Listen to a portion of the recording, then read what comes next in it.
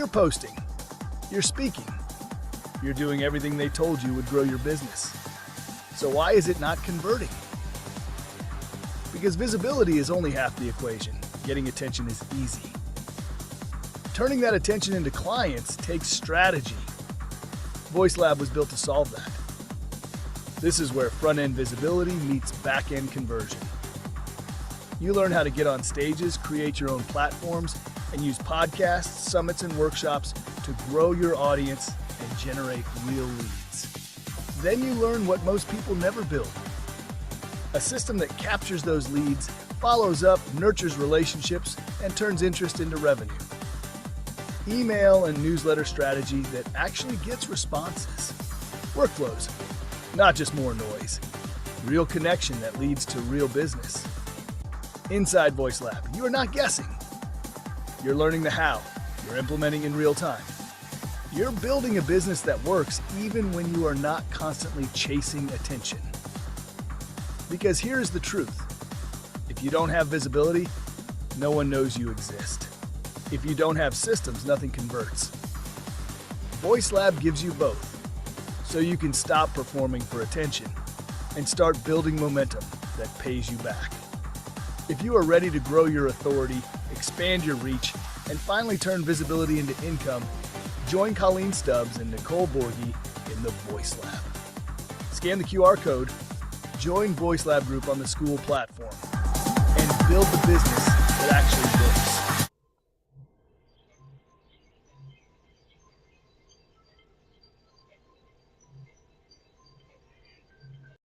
All right. Good morning, everybody. Welcome to Monday Morning Business Foreplay. How is everybody doing this morning? Fantastic. Good morning. Good morning. Come on camera now. Really good. You good. And you feel free to unmute yourself. I'm going to go ahead and start the recording.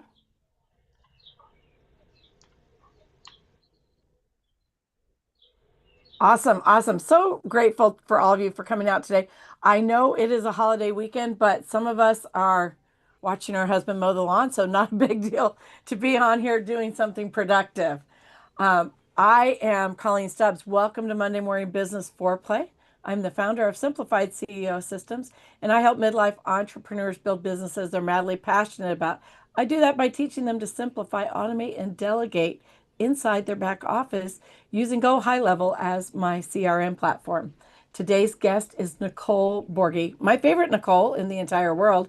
Actually, for those of you who don't know, we collaborate on a lot of projects, and I just love Nicole's stance on getting on mic. And so, Nicole, welcome. Thank you so much for being my last minute guest. For those of you who don't know, we had another guest planned this morning, and oddly enough, he bailed last minute. So it is always good to have collaborators that understand how business works. This is going on 2 years of doing this podcast. I've never had that happen before, but so grateful to have a collaborator that could jump up and fill the spot on a moment's notice. And of course, Nicole's message is always amazing. And so, Nicole, let's jump into it. We're going to be diving into how the mic is the new marketing funnel. You and I strongly agree on this. And you're going to share with us why speaking and live presence are the most underused marketing funnels in business and how one stage appearance can feed your pipeline for months. Everybody here is going to walk away with real strategy, real perspective, and a few uncomfortable truths because growth never comes from comfort. Welcome, Nicole. Well, thanks for having me. And yeah, hey, glad to support. I know what it's like. I had somebody last minute, just a few hours before the podcast bail for no reason. I mean, at least today you got the excuse of it's Memorial Day, but you got to show up when you say you're going to show up, right? And then if a catastrophe does happen, you're not running around. But it's always good to support. And we've got great people here today in the audience that are here to support and really say, hey, I'm going to show up and shout out. And I could be doing something, but there's 24 hours in the day. So why not take a few minutes to support your friends, those people that you built a relationship with? And if you don't know me, I'm Nicole Borghi. I'm an event to scale visibility leader. And I really work with entrepreneurs. I show them how to really leverage those virtual events as a marketing machine and build authority platforms that are everlasting, influencing to your audience, your aligned audience, and really building those revenue streams. I create done for you, done with you virtual events. That's whether it's a summit, a workshop, a masterclass, or anything that you're creating, you want to do that powerfully. That's even going into virtual reality in a world of AI. Where are we going? You want to get several steps ahead of the game. It's simple to go in. You don't need a lot of equipment, and that is going to be bringing back this year. But it's really, hey, things are different. Things are moving forward. But what we always have that's tried and true is relationship building, and that's what I love. Is just building those relationships. I love that you say that, Nicole. Now, I'm going to say that I attended your summit last week as a speaker. One of the things that I have really enjoyed about getting to know people, getting on events, whether it's a webinar, whether it's a summit or a networking event, is I really enjoy, and this is going to go against everything everybody thinks, I love the small numbers. I think more than 18 people is too many for me. And I am sure that I go against the grain with that. But we went to your summit last week. I attended that every day as much as I could. I did have a master class in the middle of it, but I walked away and the numbers weren't huge. I don't remember, maybe 12 people in the room at a time. And I walked away with 4 appointments, 2 conversions. And so I think that when we're talking about getting on the mic and using that as our marketing, that the power is in building those relationships. It really is not so much like how many people can we reach at this one thing, because are you really reaching them? Are you really connecting? Are you having the opportunity to say, hey, Mike, how's it been going for you lately? Where are you in your business? Things like that. And really connect, really get to know the people that are there. I think that's the magic in it. Thoughts, Nicole? Well, it is, because what happens with that's great to say that, because what happens is when we have smaller groups and we're truly working the audience that we have, then we have a better connection. People have that moment. That's why the workshop is better than the webinar, because you truly have that ability to work with people and to get them in the room, ask them questions, gives them a chance to turn off the camera. We even did a restream and we were live on LinkedIn, Rumble, YouTube, and there was some collaboration links that went out there. So we're supporting the masses and it's marketing.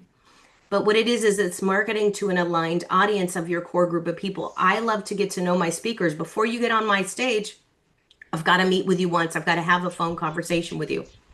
I want to know that we resonate. I want to know that we're sharing the same core message. I want to know that we're talking to the same people, or why would people show up? What's the reason is that we're growing our leads and we're expanding our community at all times, and truly we're always looking for new clients and we have to make a sale, but we can't do that if we don't talk to people. People want to get on a call with you if they know you. That's why it's so important. And I want to say this, and I know I say this all the time, but I'm going to stick to it.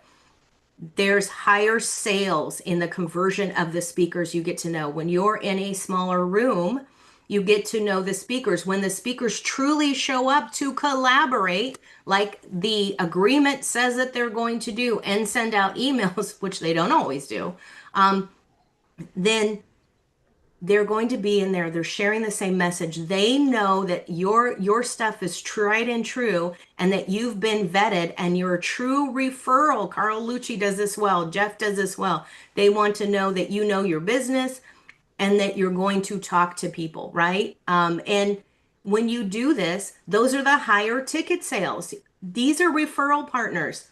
Isn't it important? Isn't it worth a few bucks to get a real referral partner? How many people did you meet in the room that were new, Colleen, that you got to meet, that you've met at these summits? How many people are you like, hey, we're connected? There's Tawana Lowry who does story sharing, and people came in. She met Angelina. Angelina and her had a conversation. There's a client.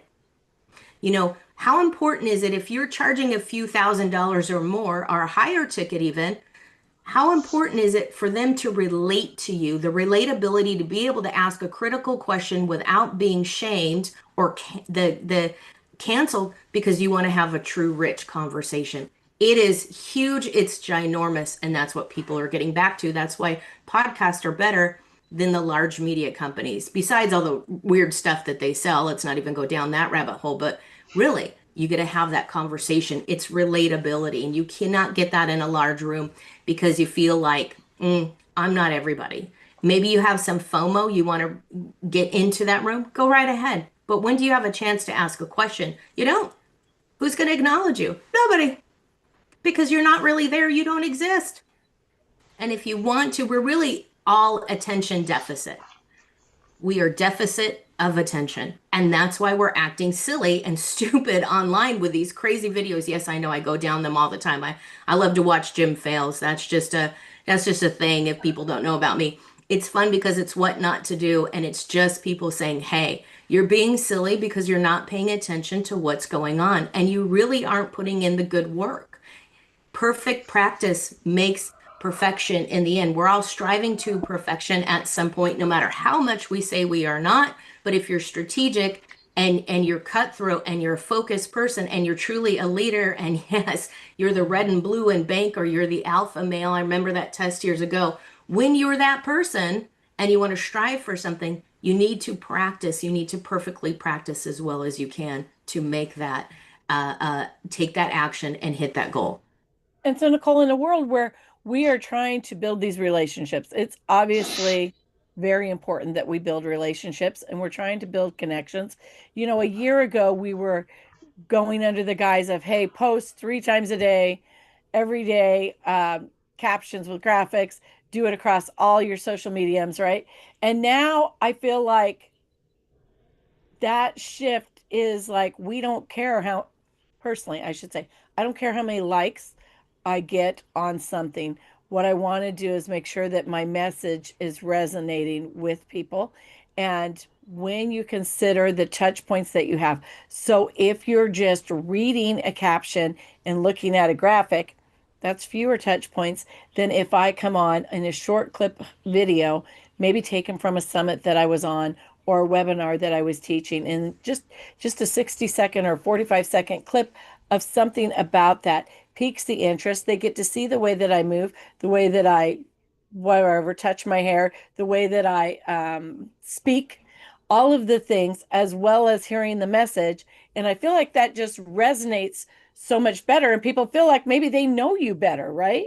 And so it is just a short window of time, but it's enough if you use it correctly to pique their interest. And so I think that when we're talking about one of the things that we talked about earlier was to ditch a posting slot. If you ditch a posting slot, take one day that you would normally, or maybe you post twice a day. Take one of those times and delete, go get away from the caption and graphic, and just put a short clip video of you on and see how that resonates. I'm wondering what the audience thinks. Drop in the chat if you think that that would be better or worse or take too much time, or what are your thoughts on that? I'd love to know, like, better or worse. Let's go with that.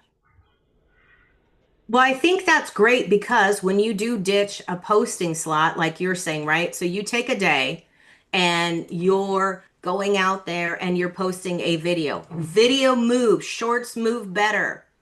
Whether you're on TikTok, whether you're on LinkedIn, video moves people. Don't forget to put the captions on there and the subtitles, because we're not always in a place where we can have it turned on and then we miss the whole thing. And some people forget to put the content in down in the bottom. So those are a few things. Just double check, right? There's got to be a way to read it because we're other places that we have a phone and we're not necessarily in the place that we're really supposed to be watching a video. Oops.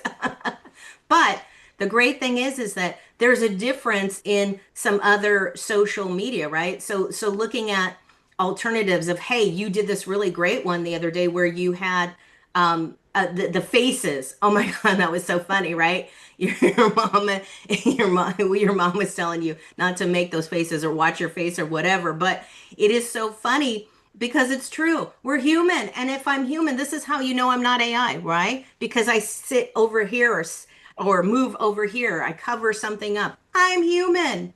It's just my name. It's no big deal. But people are like, you got to be right here. I'm not a robot. I'm not AI.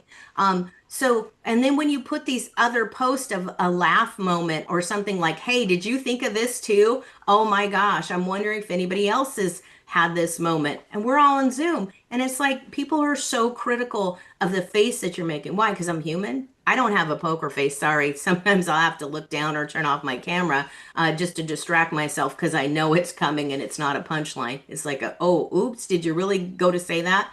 But that's if you're a few steps ahead, you can catch it. But the thing is that you're changing and moving the algorithm of other people that will come to your channel. If you just do boring AI post and you're not an AI person, you don't coach AI, and you think it's a great tool, share the tool, but every day should not be a fake AI. It should have some human content. It's coming more. The creativity needs to be there. Michio Kaku talked about it a bazillion years ago, it seems now. But it's those creative souls that are going to make money and pivot in the industry. And I know this is what you do so well, Colleen, is you're able to really pivot and move the business and find that niche or change things around so people will come in the store, or people will work with you or talk to you. You need to get those other people. You need to see that on social media. It's just a simple thing. A few face shots or a face moment where you have with the grandbabies, they're making waffles. What does that have to do with anything? It has to do with everything with your business because it's important to you and your family. If it has nothing to do with your business, don't put it on LinkedIn. If it has nothing to do with why you work so darn hard, work hard, play hard, and you go skiing, then that has everything to do with it. It is a virtual moment. Every point, this is what I talk about with leveraging the stage. Everything comes back to what? Those moments that you can have that one stage where you can network with people, find new referrals, find new power partners, build relationships, and get new clients, and gain some leads that you can email market to and have some social media pals. You got this all at once. You work so hard. Now you've got all this great content, and then you can go be with your family or do something else that you love. Those moments have to do with it, but it has to do with everything is, are you putting the marketing in there where it circles back to why it's important in your business? Then it makes sense. If you're Right. throwing a 10,000 reposts, then it makes sense to nobody. Nobody knows what you're talking about or why you like that person. Hey, I'm reposting this because that's a collaborator of mine. Just put a sentence in there. Just tell people why it's important to you. I love that. And so if we were to go to our social media right now, let's just say LinkedIn, because I believe we're all on LinkedIn. If we were to go to LinkedIn and just scroll through your feed, how many short clips are you going to see? I'm going to go with less than 10% is what I'm going to see. And so by posting short clips, can you guys hear the lawnmower? Okay, No, thank God, because it is so loud. Um, by posting short clips, that sets me apart from the other post. It becomes the one that people stop at because it's real, right? And so, funny thing about the post with the faces, I try to only post those kinds of things on the weekend, but I happen to be going back through Zoom and see some looking at all the different things and deleting meetings. I'm like, oh my gosh, look at my face. My mother was so right. Where did I get that face? And my kids are like, Mom, change your face. My friends can tell you hate them. They told me that all the time. I'm like, change your face. just funny little things like that. But also, as Nicole was saying, sharing the things that your why in video is important as well. But really today we're talking about taking that moment from stage or a webinar and repurposing it into content that actually connects. So not only are you going to be making the connection in the rooms that you're in, and hopefully they are smaller rooms so those connections are made, but then being able to just connect on social media as well, maybe for people who weren't there. And it can have a reference to that. Hey, if you missed the summit, this is one highlight that I loved, and share that, right? But really being able to do that, I think, sets you apart. And that's what we want to do, because when we become like everybody else, we blend in. And we have all worked way too hard on our businesses to be blending in. We all have very unique things that we bring to the table, whether it's our mannerisms, the way we speak, the depth of our voice, whatever it is, as well as the talents that are unique that we bring. And this is just a great way to highlight those. And I think that is so important. And really, when you blend in, it's not a matter of, oh, I don't want to stand out, I don't want to be too loud. It's not that. It's that it's expensive to blend in. When you blend in, you are leaving money on the table. Let's put that in that framework, because if you look like everybody else, nobody's pausing. And what a disservice you're doing to the world by blending in. when you stand out, when you stand true in your message and you share it, no matter how, whatever, the video I shared, I think on Saturday was my granddaughter sitting on the kitchen counter, and we do that at Grammy's house. And she was making waffles with me. And just the cutest little thing there. But my counters weren't clean. My house wasn't clean. Are you kidding me?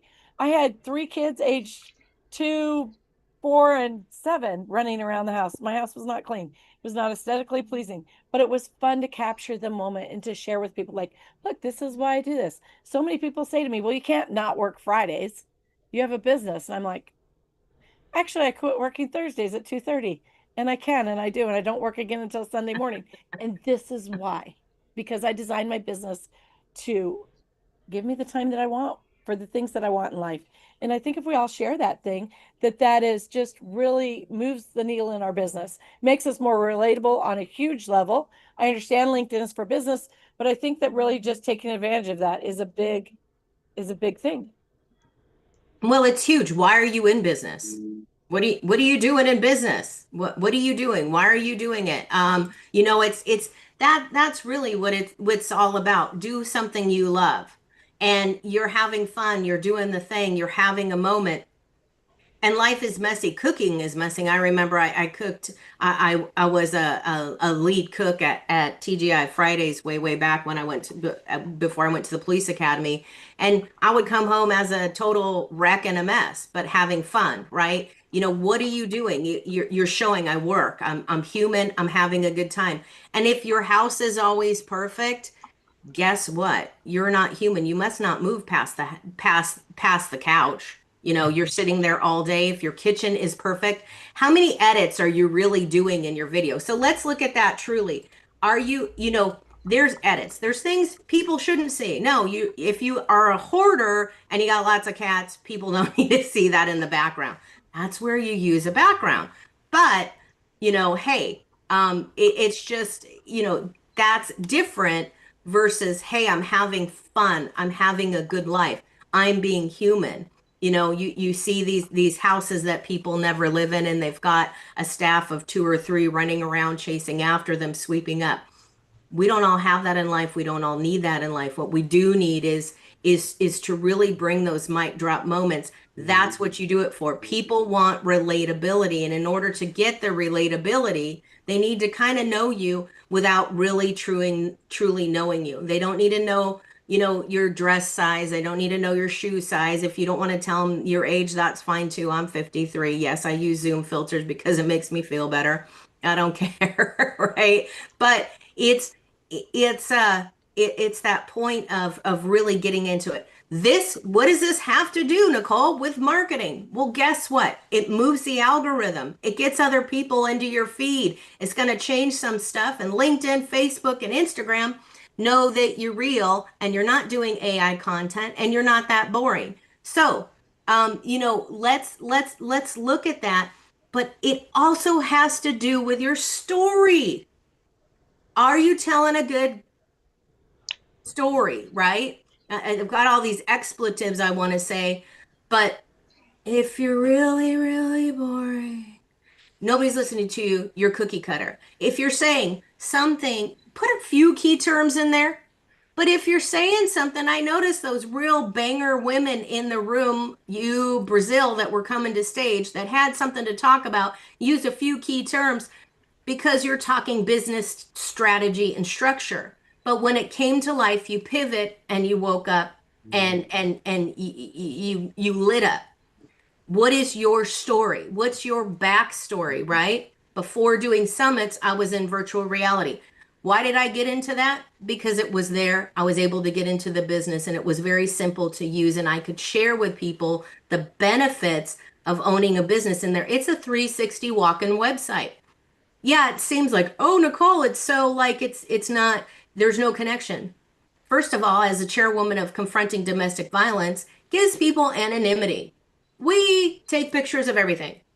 We take a little too much, a little too TMI. Stop sharing other people's license plates. You're diming them out. They may be doing something special for someone's birthday, or they may be doing something they shouldn't be doing. Stop taking pictures of people's license plates at the Olive Garden. It's not your business to share.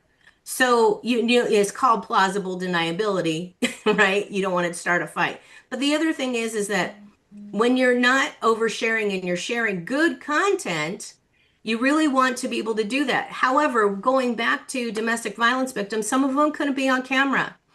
And we could verify who they are. We could lock down the room and get people a safe space to talk in where they were comfortable, maybe coming in like a panda bear or giraffe, or maybe even an avatar that kind of looked like them because they weren't comfortable telling their story. And we could pre record it or live stream. But it gives them anonymity, gives them a place where nobody's going to share stuff that they shouldn't share.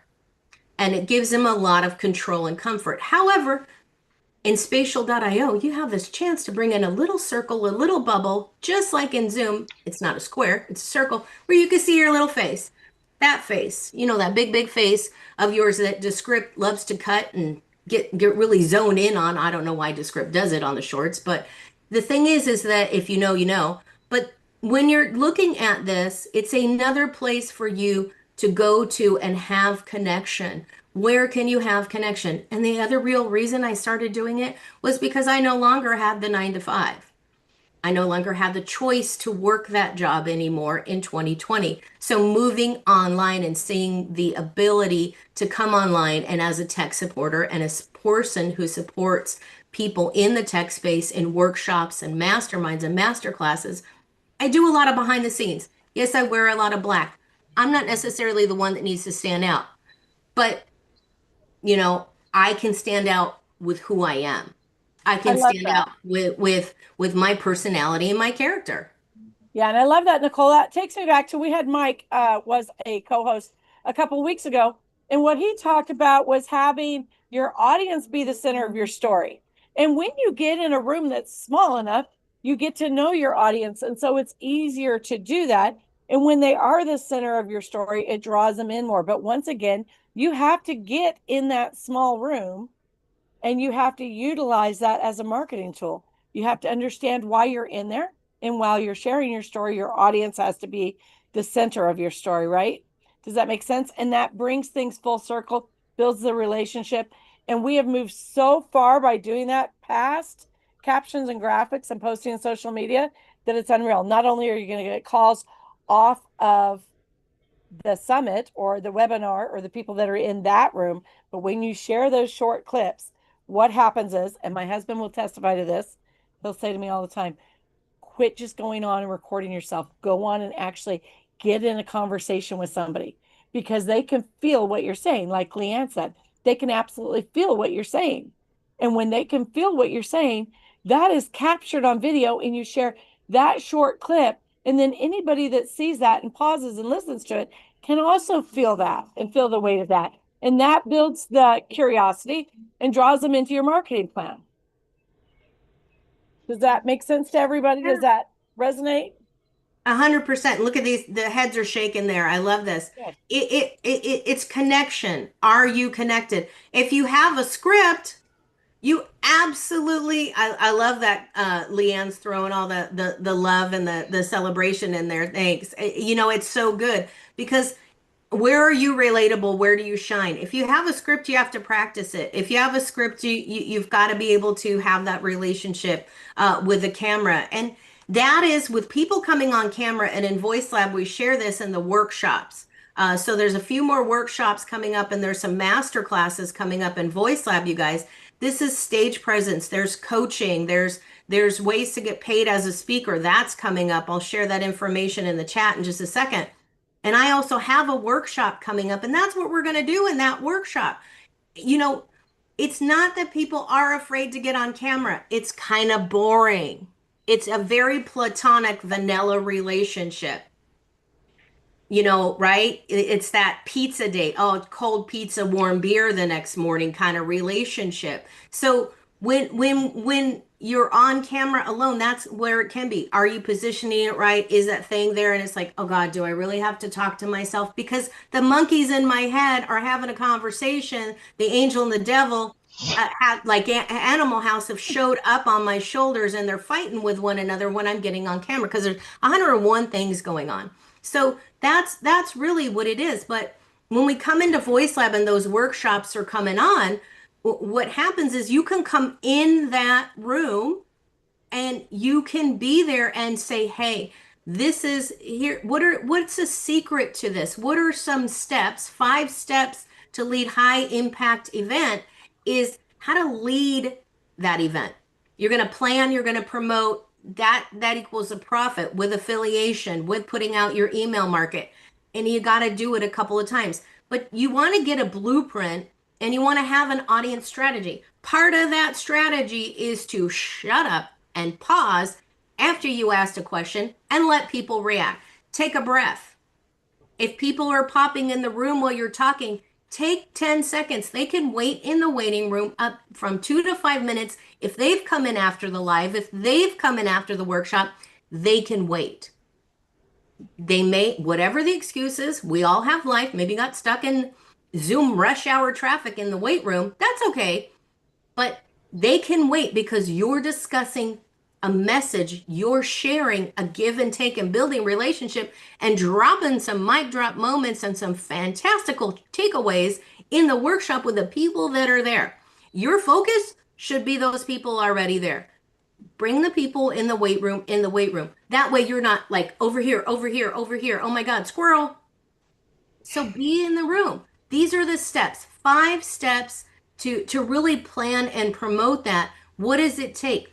Part of that takes building relationships. Part of that takes turning on the mic.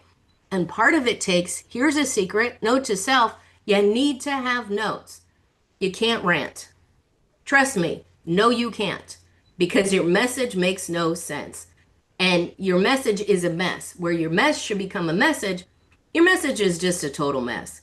And if people are asking you questions 20 times and you get in the room and you decide, I already answered that, just like I answered before, these people are dumb. It's coming across, folks. It's coming across. They didn't understand your message. So here's a mistake that a lot of people make. I've made it myself. So I had to put a post-it note, note to self. If people were asking the same question 20 million flipping times, and yes, there is a thing as a bad question. If people are asking the same thing repeatedly, you need to pivot and answer in another way. Perhaps you need to show them part of a presentation. Maybe you need to show them a slide. Maybe you need to give them some love. Hey, friend, how about we get on a call? It is a no-cost call. I am giving this call to you. I'm giving the gift of 30 minutes of my time. I want to talk to you. This might be something that we can work on one-to-one, because this way I can dedicate my time to you. And that's where you're serving. That's where you're blessing them with your time. The other thing is that they may not be up to snuff as the other people in the room. So you want to make sure that you honor the other people in the room and that you honor the person that isn't able to follow along. But please do try to say it 1 or 2 other ways so you can explain it to them. Maybe you need to show them a document. Maybe you need to share your screen and say, hey, have you seen this? Does this make sense? Oh, I get it. There's probably 101 things going on, like, in their life or in all their tabs that they just can't compress it. And I've done this. It happens to me, right? I have issues where I'm like, I'm so stuck right here. Can you just give me one answer before we move on? Because otherwise I'm totally lost for the rest of the day because I stick with that answer. That is the way that it works in my head. So I understand. I'm right with you. And we should all be saying, hey, everybody learns different.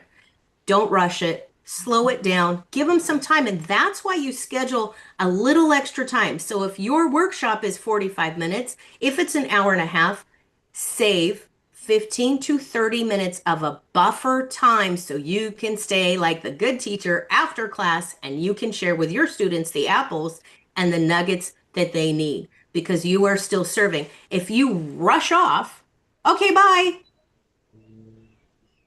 That is, what are you sharing with people, right? You're leaving money on the table again. And I will say too that, having homeschooled 4 children, one with a learning disability, they all learn so differently. And so being creative in how to come up with a different way to share your message. And it's maybe something to do in advance, just just ask AI or ask different people. Did that make sense to you? Or my favorite with my kids was to say, okay, tell me back what I said to you, right? Just so that we can get clear on it. And so many times it wasn't exactly right. So being able to refine that is huge. Now I will give a tip to two tips. First of all, if you have challenges coming on camera because you feel like it's just too many people and you can't talk to that many people. I don't remember where I was last week when this was said. They said cut the room in quadrants into 4 sections, boom, and then focus on the section, find one person in that section to make eye contact with, and then go to another quadrant, find one person in that little quadrant to make eye contact with, all the way around. And so that makes it more like you're in a room with 4 people than 40 people, right? If you will. And then my second tip would be if you're at all challenged by coming on and doing a webinar or coming on and doing a workshop or anything like that. I don't know what, I'm sorry, you can hear the lawnmower. That's okay. I can't help him. He is my favorite farmer. I guess life, right? Thank God it's mowing the lawn because it's rained every day for the past 6 days and it's supposed to rain for the next 6. So I'll give him a break. But if you are nervous about coming on because maybe handling the tech isn't your thing, you're not sure if you can get over through your slides and you're not sure if you can let people into the room, keep the chat going, do all of the things, then hire somebody like Nicole. Do you think that she was in my world by accident? No. When I wanted to go on and do something, I said, Nicole, I need you to come into my masterclass and help me because I can barely get my slides going by myself, let alone talk to people. And so she comes in and does that. And she does that as part of what her services she offers is she'll come in and co-host with you quietly in the background, just letting people in, keeping the chat alive, dropping your links when you say, oh, I'm having a masterclass this week. She drops the links. It's like magic, it appears. One less thing for you to worry about as a speaker or a presenter. So let's go, Nicole, let's open up for questions. I'm going to mute myself and close the windows and let's open the floor for questions. If anybody has a question, go ahead and take the mic. I don't have a question, but I am thoroughly enjoying this conversation because it's so valuable. You guys are hitting on so many just really important points, really important points. And I just really appreciate it. It Well, is totally resonating with me. And the last thing you said, Colleen, about having a sidekick over here to sprinkle in what you need when you need it so you can focus on what you're trying to focus on. Oh, that is like everything because when you're trying to juggle all those balls, you drop something. You just do. So I agree with you there. yeah, I agree with that. And I think that, you know what, learning that you aren't the best to do all the things in your business. There are other people that can do it better than you. And so I chose not to get anxious about it and worry about it too much. Just hand it off to Nicole and say, Nicole, you do that. And that's not saying that I'm not going to learn because now we've been doing it for 5 months and I can do it on my own now. But it was learning at my own pace, learning when I was relaxed, so that I could gain the confidence without feeling like, oh, I'm going to drown. I don't know the right word of that, but absolute panic would happen when I would see somebody trying to enter a room and I'm trying to do slides and teach my master class. And so, yeah, I just absolutely Even when love you can do it by yourself, it's just way more fun. It it. just makes it easier, and it's smoother. Because I can do some stuff. I know that difference. Like you're talking about, Colleen, doing it yourself. Like, yeah, I can, right? But oh my goodness, I would so much rather not. When if I have somebody else that can just do it with me or for me, and it is smoother. It is. It is. And so let's anybody else have any Carl Carl's got has a his hand question. up, but let me comment on that if I can really quick. What I do want to say is it does make it smoother.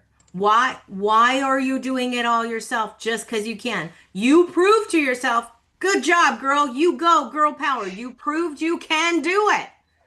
Now step back. Be a leader, be the CEO. You told yourself you're the CEO. You marketed to everybody that you're a CEO. That means a true CEO leads by example, and delegates to their team's strengths. Why do you need to be distracted? People see that if you're a coach. They love you, they support you, but it is in the subliminal message that you are so darn distracted, you may lose a sale on it. It may take time. You can do that. But if you're just starting your webinar, your masterclass, or your workshop, if you're so distracted all over the place, you don't need to be the mom in the store where the kids are running around, right? And you're still putting the Snickers. No, you can't have the candy. No, you can't have the candy. Stop it, stop it, stop it, or I'll spank you. Please, just do it already. But you're doing that. That is what you're doing. You're all over the place. We are confusing multitasking with multifunctioning. You are a multifunctional human being. You do not need to multitask and put it all in one basket because you don't need it. Just like a kid needs all their toys, right? When they're going on the trip. No, they're all my favorite. Do you really need it? No, you're distracted. Stop it. You're not helping yourself. You're not helping your client. And Carl had his hand up though. Let me bring you up here, Carl. Yeah, I just want to make, first of all, I agree with everything you're saying, but one of the topics I made some notes because I didn't want to forget was keeping things short, especially like videos or you're doing presentations. We kind of live in a X world or Twitter world where everybody is doing sound bites and small things they want it now and then get out. And I used to be in the television production business. And if you notice, most TV commercials, unless it's an infomercial, are 30 seconds, 15 seconds, 30 seconds, or a minute. And if you got to buy a 6-pack to watch it, most likely they're not going to watch it, So make it, make it short, get your point out. The other thing is putting on my business consulting hat. One of the things I tell everybody that I've ever spoken with doing consulting is if you're not distinct at what you do, you might become extinct at what you do. So it's okay to be a little bit different. It's okay to come across a little bit different, as Nicole was saying. And you don't have to be perfect, but make it something where you're going to be memorable. Because if you're just another realtor or another chiropractor or whatever, you're just another realtor. Okay. I used to tell realtors, why don't you tell people you're a property acquisition specialist instead of a realtor? And well, what is that? It's a realtor. Okay. But it makes them I used to know an insurance guy that used to wear flowered Hawaiian shirts. Everybody else had a coat and tie. Guess what? I still remember this guy 15 years later. Okay. Because he just wore, it doesn't have to be big, but you have to be, if you're not distinct, you might become extinct. Right. And then the other thing is about small groups. When you're talking about I love smaller groups. My networking events, my sweet spot, I don't tell everybody this, but my sweet spot is 16 to 18 people. Over that, it's like herding cats. And people are only attending large events because there's a lot of people there. How many people do you really get to meet when there's 150 people there? Probably 6 or 8 if you're lucky. And you're not even going to spend a lot of time with them. So don't avoid attending anything where there's a small group of people because you have more time to interact with everybody, in my opinion. And I believe, Nicole, that's kind of what you were relaying. 100%. And as far as AI, I'm not really here today. I'm AI today, but I am here today. But AI is great for a lot of things, but I do think, you need to show up. You need to be in person. Is it real or is it Memorex? You guys remember that? I would like to just extend the invitation. Carl, will you please go ahead and drop your link again? Just drop it at the bottom, and I will extend an invitation to Jeff, Leanne, and Mike to please jump in on Carl's networking. It is usually a small, friendly group. I am a partner with Carl, and I love the group. There's a lot of support in there and a lot of relationship building. It's a good group to go to, and it is on Wednesday afternoons. So I love attending that. I'd love to see all of you in there. Go ahead, Mike. Thanks. Well, I can vouch. It's been a while since I've been at Carl's meeting, but I've been there plenty. I could definitely vouch for that. You're talking about the big meetings. Sometimes you go and there's 100 people. Murphy's Law, you're going to meet people you've already met. It's just the way it is. It's just like the bigger the meeting, the more likely you're going to have the same 3 people you met last week. That's just what it is. I did want to comment about with the VA and delegating. I always say you can delegate the back office tasks. I've been coming across more and more people who are delegating their communication. I got in a Smart Connect with somebody who was a VA, And I knew who he was representing. And you shouldn't be sending people to face on your behalf. There's one in particular who I booked a call with somebody, and then I'm talking to the person's assistant. Oh, she'll be with you in just a moment. Mhm. And this is a power play. And I'll never do business with. It happens to be a very talented somebody. I'll never do business with that person because of that lack of respect. Oh, well, once you're done talking to the hand, you can wait with my VA. And then when you get on the call, the VA is saying, oh, we have to get going now. And it's really making you feel like an accessory. When it comes to delegating, I think it's really important. You delegate the back office and you've got to be front and center for your audience. Well, I that's love that. 100%. Yeah. But what I mean by delegate is delegate to the team of what they need to do. If it's a virtual assistant, that's a virtual assistant. It is not somebody you trained to be a coach in your coaching program to be as good as you. That is a different form of delegation. If your virtual assistant is doing everything and running your office, then you need to start paying them more like a team player. There is a difference between a team, and Mike, you said that well.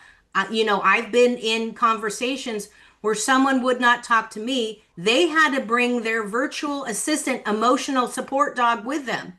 They to answer questions. Well, this is what she's saying. I hear you. We are in the same room. Yes. And yes, you do feel that way. There is a time and a place where you need a personal assistant, a vice president, or a coaching team, or someone, a consultant, or someone else that can show up, right? There's some collaborations you and I have, Colleen, where, hey, like today, I showed up in place. I'm here taking that role, and that's okay. But yes, Mike, so true, so true. Who are you delegating these tasks to? And do you know that they are competent in it? Because you have that much control where you're still micromanaging and holding their hand and you can't let them go, then they're not truly your team and you don't support them. So these are a lot of things that we talk about behind the scenes that so affect you in a virtual space, and people don't understand. We're just playing games, right?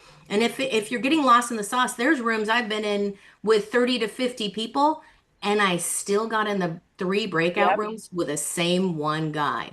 Who set that up, right? I did that, and I got in a room with 2 people repeatedly over and over. And if you know me, you know this isn't my jive, but I got in a room with a dog whisperer and an avatar builder. And, 3 times in a row. And I'm like, are you kidding me? And I finally said, I don't need a dog whisperer. I have sheep. And they're like, oh, you have sheep? And I'm like, okay, end the conversation. But I do want to say, Mike, to your point, what you were saying is what I teach is there are 4 things we never delegate, right? We never delegate our relationship with our team or our prospects. We never delegate being the face and voice of our business. We never delegate our strategy. You are the one who is in charge of your business strategy, and we never ever delegate our relationship with our clients. You've got to be the face to welcome them in. You've got to be the face when there are hard conversations to have. But I too have been in that. And I sat in a situation like that, Mike, got in a meeting, and I'm like, I'm sorry, who are you? Oh, well, I'm their admin. I'm like, okay, and well, he'll be in a minute. And I'm like, okay, Yeah, I'll funny be because out in a minute. you weren't on the invitation. And I sat there for 2 more minutes, and then he's like, I don't know that he's going to be able to make it. And I'm like, thank you for wasting my time. Have a great day. Click, I'm out. Never spoke to them again. And they reached out. Oh, I'm so sorry. No. How'd that work for you? No, nobody wants that. So, Nicole, we're going to close up here, but I have 3 questions for you. Are you ready, girl? No. Okay, yes, go You got ahead. about a half a second. Okay, what's the one thing everyone in your industry is doing that you think is complete bullshit, and why are they still doing it? Uh, they're delegating the wrong task. What I would say, let's go back to that. They're doing it themselves. The DIY, just because you Okay. can doesn't mean you should. Let go. Let go and let God. Let go and Trust let your people, admin. right? Let go and trust people. Let go of the control and stop micromanaging. Okay, this one's a little bit more personal. What's a mistake you made that cost you serious money or time that you kept making anyways because you were too proud or too scared to admit that it wasn't working? I would say avoiding certain social media platforms because there are clients in different spaces. And I thought, oh, I'll just stay in one place because I know my lane. But I think there's a sense to branch out and to really get on social media and engage as much as I can, and actually reaching out to people. The biggest mistake, I think, even deeper, is reaching out to people and getting on a one-to-one call with them. Okay. And one last one. Are you ready? Sure. If you could give only one piece of advice to someone in your industry, but it would go completely against the grain, what would it be and why is it worth the backlash? Um, you know, Not charging your speakers for a summit, So not you think they charging. should or they shouldn't charge them? I think they should charge. I think they should charge. I think you should charge. It's 250 hours of work. That's 250 hours of you building the stage, of you marketing, of you putting out the emails, of you getting the leads, of you bringing people to the room, of you creating and relationships, curating relationships, building relationships, talking about it. And then people come on your stage and they leave trash everywhere, which means that they don't promote, they don't reach out, they don't respect you enough to even get on a call with you, get on a podcast with you, come to a networking event, or show up at your workshop and support you after the event for what you did. Okay, I am going to say to that I agree, but I agree across the board. All the way. I feel like people appreciate and value what they pay for. When I was working with one of my clients and she has a magazine and I was saying, "No, charge. Are you Yeah. kidding me? Charge for the freaking cover picture. Yeah. Charge people to do this. Charge them, you know. Yeah. They want to advertise your magazine, charge them. You got to charge them." And even when there are small speaking opportunities, I think that they should be paid for. I think people remember that they've paid and they follow through better.